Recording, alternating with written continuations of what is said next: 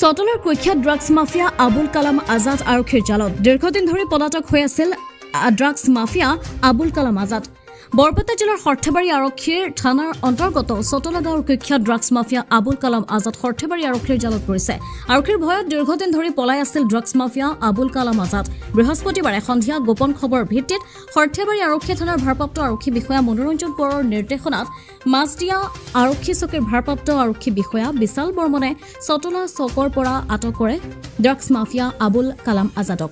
সৰ্থেবাৰী থানাত ৰুজু হোৱা গোচৰ আৰু NDPS আইনৰ ধাৰাত সৰ্থেবাৰী আৰক্ষীয়ে গ্ৰেপ্তাৰ কৰিছে আবুল কালাম আজাদক।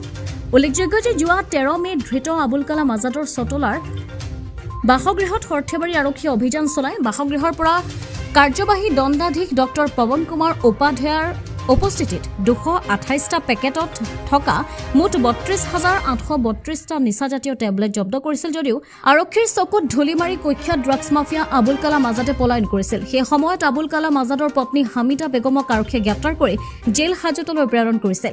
জব্দ কৰা নিচাজাতীয় টেবলেটখিনিৰ অনুমানিক মূল্য আছিল 3 লক্ষাধিক টকা।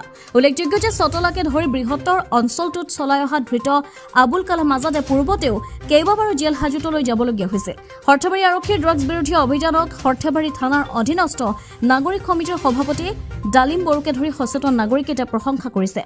মানে আন এটি সংযোজন হৈছে সৰ্থেবাৰী থানাৰ যিটো ধাৰাবাহিক ড্ৰাগছৰ ওপৰত যিটো মানে আপোনাৰ একশ্যন, সেইটোত এটা আৰু নতুনকৈ এটা সংযোজন হৈছে সফল। আৰু এই মানুহজনক মই জানিব পাৰিছোঁ যে তেখেতৰ নাম আবুল কালাম আজাদ। তেখেতে যোৱা কেই তাৰিখ আছিলে 15 ন 13 মে'ত তেখেতৰ ঘৰত প্ৰায় 33,000 নিচাযুক্ত টেবলেট ধৰা পৰিছিলে আৰু তেখেত পলাতক আছিল।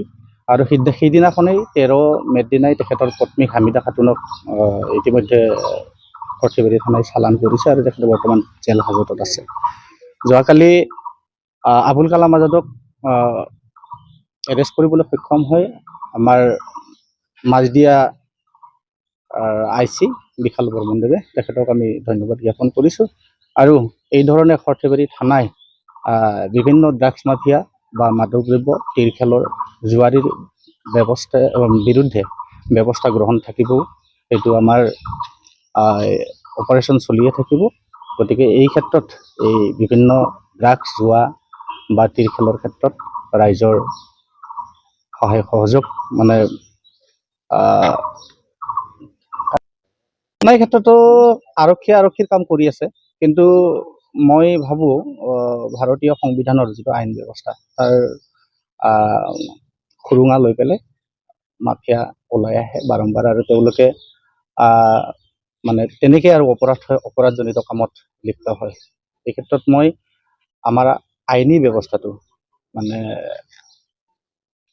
কঠোৰ হোৱাৰ কাৰণে কঠোৰ হোৱাটো বাঞ্ছনা কৰোঁ। আমি আহ্বান এইটোৱে জনাম যে জিলাখনত যিখিনি ড্ৰাগছকে ধৰি মাদক দ্ৰব্য হওক বা তিৰখেলা যিখিনি সমাজ বিৰোধী কাম চলি আছে, এই ক্ষেত্ৰত আৰক্ষী তীব্ৰৰ পৰা তীব্ৰতৰভাৱে অভিযান চলাওক আৰু সমাজখনক এটি ভাল পৰিৱেশ দিয়ক। সৰ্থেবাৰীৰ পৰা নৱজিৎ নাথৰ ৰিপৰ্ট, অমৃত নিউজ 24/7। অমৃত প্ৰবাহ অসমীয়া সাপ্তাহিক কাকতৰ ডিজিটেল সংস্কৰণ অমৃত নিউজ, সত্যৰ সন্ধানত অমৃত নিউজ।